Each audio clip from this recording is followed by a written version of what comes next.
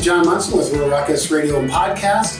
Hope you're doing well. I'm your host today, and I have a special guest with me. I've got Cameron Payne from Community Economic Development and Associates, and she has a really unique position, and I'm excited to talk to her a little bit about it and some of the stories behind it. Anyways, Cameron, why don't you go ahead and introduce yourself? Yeah, I'd love to. So Cameron Payne, I am the Entrepreneurial Programs Manager and Planning Associate at CEDA. Right. I've been with CEDA for 3.5 years now and really enjoy the work that I do and excited to talk about it today. Yeah, so you have a pretty unique role. There's a couple things that you do. Maybe highlight a little bit more about that. Yeah. So the main part of my job, the Entrepreneurial Programs Manager, I'll start with that. That's where we house our RBO program, so the Rural Business Innovation Lab. That is an 8-month cohort where we have 10 to 12 businesses in rural Minnesota and rural Wisconsin come and join together and go through our program. So we provide one-on-one coaching for an hour every week for the whole 8 months. We provide up to 8 to 10 workshops for them every year. We have a slew of resources in our resource folder for them. But I would say the biggest thing is the networking piece. So we do a lot of dot connecting for them and problem solving with them. So those are for entrepreneurs, like I said, in rural Minnesota and rural Wisconsin looking to scale. So that's the biggest piece about our program is we want to take entrepreneurs to the next level. So we do that through our program and also on the side through workshops and coaching sessions also in our CEDA communities. So Entrepreneurial Programs hosts a lot, but it's all focused on those businesses and entrepreneurs in rural Minnesota. Right. And you do some planning as well? Yes, so Planning Associate is the other part of my role. A long title holds a lot of information. So we work with the Planning Department, which both are housed under Strategic Initiatives at CEDA. And we go into communities and do strategic plans, comprehensive plans, and housing studies. Through that, we do a lot of design thinking workshops with them, so we gather information in really unique ways. We get to know the community, we get to know the stakeholders involved. So we normally work with a steering committee that's made up of the council, the EDA, residents, PTA, planning associates, the city staff. It can really be anybody. But we learn through them, through those workshops, through interviews, through community meetings, through surveys. We gather that information and we help them build a plan. So what I really like about both of my roles is that it's very action-oriented in the sense that we are doing a lot of the planning, so it's a lot of talking, and sometimes people don't feel like that's action, but it really is. We move the needle forward in a lot of really unique and different ways. Yeah, so CEDA, Community Economic Development Associates, is a sponsor. Yes. Of ours, and what I've always liked about it and highlight each time that I get a chance to talk about CEDA is how affordable and accountable that they are and how action-oriented they get it done. They are very much about execution as well. And so when you talk about talking leads to action, leads to results, it leads to decisions, it moves communities forward. And that's really key. Rural businesses also benefit from it. Agripreneurs benefit from it. And so having worked with them for so long and having them as a sponsor now on the podcast, I think if there's anything that we can know about them, it's about they get her done. Yeah. And that's the main thing. And of course, we've had your CEO, Ron, on here as well, Ron Ziegler. We've had James Hankey on the show. We've had a couple of others on the show as well. And so, but today, we're going to talk about something unique. I think Real Passion has been working with the Rural Business Innovation Lab. That's our entrepreneurs and agripreneurs that you work with through your program that you talked about. And some of their stories are unbelievable, but let's talk a little bit about how that program sort of originated itself. Where did it come from? How did you get sponsors for this, or how did you get co-investors for it? How did that work? Yeah, well, I want to take a step back to that first piece that you said, the affordability and accessibility that comes around it. And thanks to our sponsors, the RBO program is actually free for all entrepreneurs to participate in. Yeah. And that has been the biggest blessing because the time investment that it takes for them to meet with us, like I said, once a week, come to our workshops, come to our meetings, do that networking is already very costly for them when they could be using that time actually packaging their products on the manufacturing line, out in the field harvesting. So we already do acknowledge that it's a big commitment for them to be a part of the program. Yeah. And so for it to be free minimizes the barriers. And so thanks to Compeer, who actually got the program started with their initial investment and trusted us, trusted our experience, and gave us that initial investment to trial the program with 8 businesses in year 1. And that was 3.5 years ago now, really got us started, and we've had a lot of partners along the way who have since seen the value. So one of our other big ones has actually been DEED. We received a grant through the state to help continue the program. So the state of Minnesota has been a really big contributor to our programming, and that's been on the Minnesota side. On the Wisconsin side, we've also had some great supporters through WEDC and WBD. So we wouldn't be here without any of them. It would have been over once the Compeer money ran out, but because Compeer had that initial trust in us and people have seen the value since, we've been able to grow the program into year 4, and we have now 12 to 15 businesses each year. Yep. And every single one of them has gone through 8 months completely cost-free. So. Yep. That's what we call leverage. And leverage is when you invest something, somebody sees the value, adds on top of that, and then you have the state that adds on top of that. Mm-hmm. And that one first initial dollar goes much further. So it's all about leverage. And so and leverage and co-investment is the way that things grow. It's the way that our show here is really about how do we invest in rural communities? How do we create capital availability for them? How do we do it in the least restrictive way possible? How do we do it through public-private nonprofit partnerships? Yeah. That's really what the show's devoted to. And doing it in an innovative way. RBIL is all that. It is that in spades. And so it's one of the great programs, at least I had an opportunity to work with and CEDA before I retired, and love this program. And I love it because of the stories. And I think you have some pretty interesting clients, yes. Do you not? Yes, very much so. Yeah. But before we jump into those stories, I'm excited to talk about those. So you get started with a client, you get started with somebody who comes through the door. What's happening? How does it benefit them? What actually occurs? Yeah, so I want to take a step back to that innovative piece that you said. So it's in our name, Rural Business Innovation Lab. Right. We seek out people who are doing something very different, but we're doing something very different ourselves. A lot of the incubators or accelerators out there are very geographic based in the sense that they're all in person, and there's a lot of value to being in person. But when you're the only entrepreneur doing what you're doing for miles around, being in person isn't an option. So all of our programming is completely remote, which allows us to have such the expansive geography that we can. So we can connect someone in the northern westmost tip of Minnesota to the southern westmost tip of Wisconsin and get them talking. And without this program, they never would have met, never known that the challenges that they're both facing are the same and that they can overcome those hurdles together. So that's the biggest aspect of our program that we like to enforce, that little piece of the kind of bigger geography, utilizing our remote resources and getting those people talking and connected is huge. But we're doing something innovative and helping people who are really innovative. So and like I said, it's really hard to find them because a lot of the times CEDA is working with people on Main Street, the mom and pop shops, the hardware stores, the hairdressers, essential to a community. But those, Main Street service-based industries do have a limited impact on what they can do.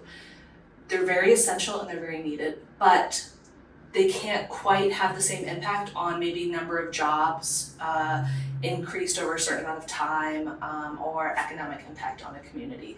It's the entrepreneurs that are in their basements and garages that are hidden from the public eye, that you have no clue that they're there, that have the potential to have some of the biggest impact on a community. And those are the people that we're trying to find, but they're hard to find.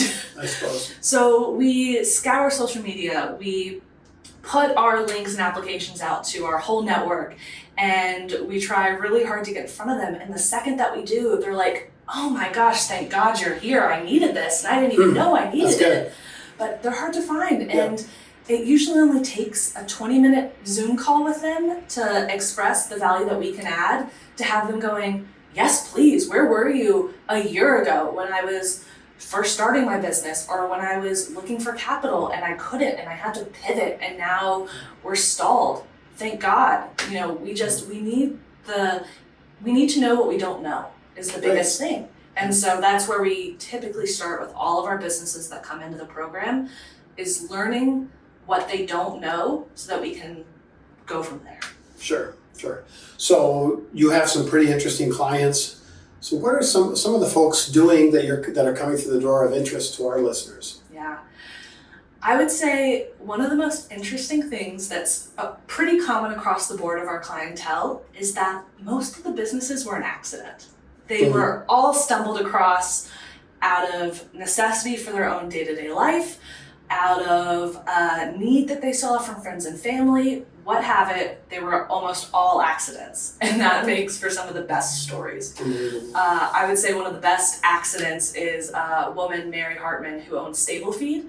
Her horse was sick and having some skin issues, and I think she tried for 2 or 3 years with typical sustainable medicine, and it wasn't getting any better.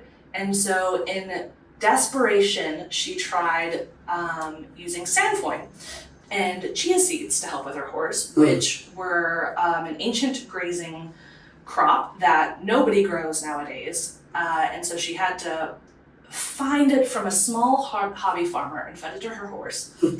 Like that. The skin issue was fixed. Unbelievable.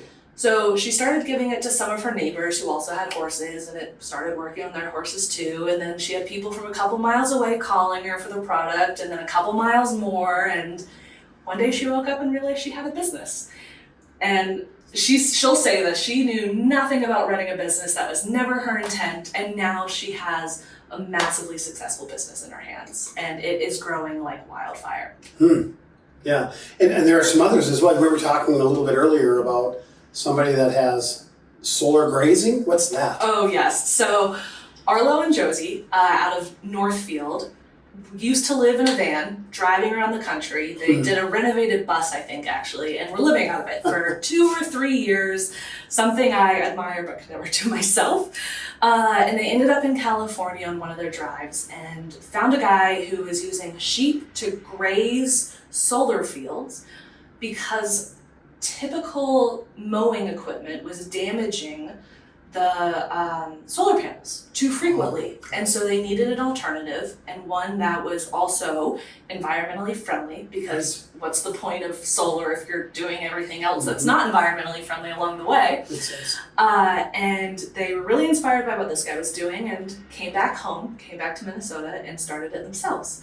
So they have multiple hundred head of sheep now, and goats to also graze buckthorn on the edge of the solar fields. And they started just in Minnesota, but now they're expanding all the way out even to Colorado and are growing rapidly. Arlo and I started our calls together on Zoom, face-to-face like that, but eventually when the season got too busy, we had to transition to phone calls, and I would say that's kind of the key of our program is we are very flexible and adaptable to these entrepreneurs' needs. We don't ever want our program to be a burden on their day-to-day. We only want to help. So we figured out that a phone call would be better. And in one of our sessions, we were talking about how he needed to perfect his sales pitch to these solar companies and get them on board, because it's a big transition to go from a lawnmower that you know and trust and have used yourself probably on every yard for a house you've ever owned to a sheep. That's hard. That's a big leap. Absolutely. So we're talking about a sales pitch, and he goes, Cameron, I'm going to have to call you back. 2 sheep have just escaped. I have to go get them back. And I think that story just highlights that these entrepreneurs are living and breathing every day their passion and their world, that it never gets put on pause. They are always the one in the field, on the manufacturing line, in it with knee deep in whatever they are doing at all times. So, when we started investing in, it was with Compure. A long time ago, there are thousands of these stories. They might be hard to find, but at the same time, they're out there, and we know this. And we know that the capital needs for all of them are significant. So one of the things that we learned was we needed to start a fund in order to help provide capital investment into them. This is a real challenge for them. They're looking for dollars, they're looking for support, and they need it everywhere that they can. And so when we started this fund, it was called Rural Business Investment Program. This was a program that was designed by the 2002 Farm Bill, and we went to Washington to try to get something started. And we had put together a $154 million fund, and there were billions of dollars of need for this $154 million fund. So the need was far greater than the funding that was available. And so, and I think I remember quoting even then, there are so many folks running around, 2 people in a truck trying to find capital investment in an idea, in a business, in a van that came back to Minnesota, to Northfield, and had a solar grazing idea. There's so many of these. Yeah. So the need is great. And I think the one thing that we learned through all of this is that not only is co-investment needed, not just to support programs, but to support them. Early stage investment that's willing to take a risk on somebody with an idea or a prospect that can really grow. Some will fail, we recognize that, but some will really grow. And that's the important part. But the more they know through the Rural Business Innovation Lab, the more that they learn that they didn't know, the more likely is that they'll be able to succeed. And that's what CEDA provides through this program, and what you're doing to provide the leadership that they need to be able to invest in knowledge and understanding where there's possibilities. So what are some of the needs that you see even beyond capital investment when you're coaching, when you're working through them, each of these situations? What are some of those things that you're seeing that are just needs that they have to have addressed? I'll start with the capital investment because it comes up so frequently, and I think every resource partner that we work with is aware that that is one of the biggest challenges for rural businesses. Yeah.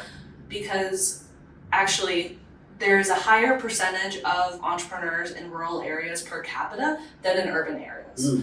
But the vast majority of venture capital and angel investment dollars are in urban areas. So there's a disconnect there. Yeah. Something's wrong. That's a disparity. Yes. So we want to get these entrepreneurs into a place where they can start to compete with those urban entrepreneurs for those capital dollars and do it successfully.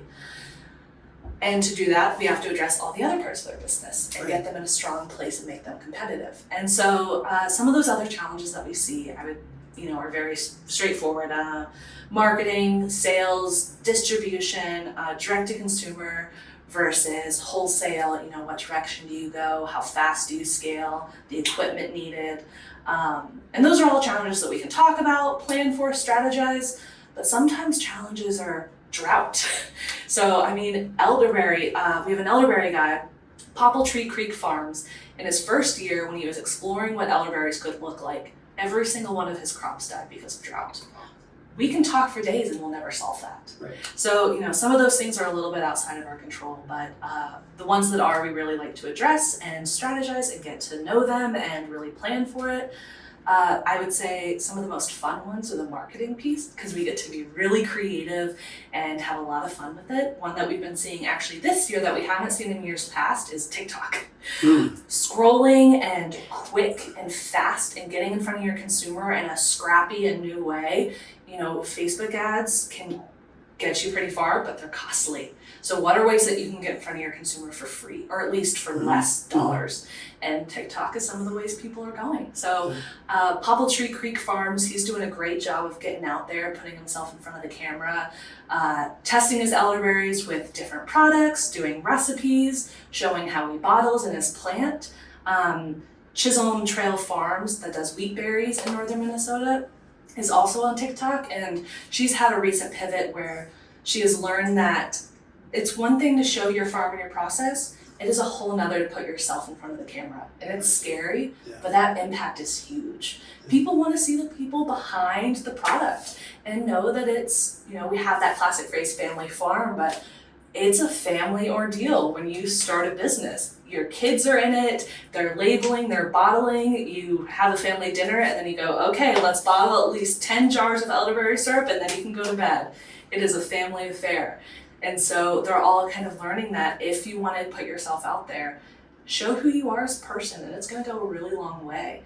It's the story that attracts people, but it's the product that keeps them there. So if you can get them into your ecosystem and get them to try your product, they're going to stay around. These products are special and innovative and unique and just a flavor explosion or an experience explosion of one of a kind. And yeah. Cameron, our time has flown by, if you Yes, can believe it has. that. We've already been talking here for 20 minutes about this, and we could probably go for an hour or at more. least. I know you could, and I think it's important that people understand, how do we reach you? How do we reach CEDA? What's your resource contact? Yeah, so my email and phone number is on the website. We have a whole page at CEDA dedicated to the Rural Business Innovation Lab. We have resources about all of our businesses. You can get in touch with them, but you can get in touch with me through my email on there.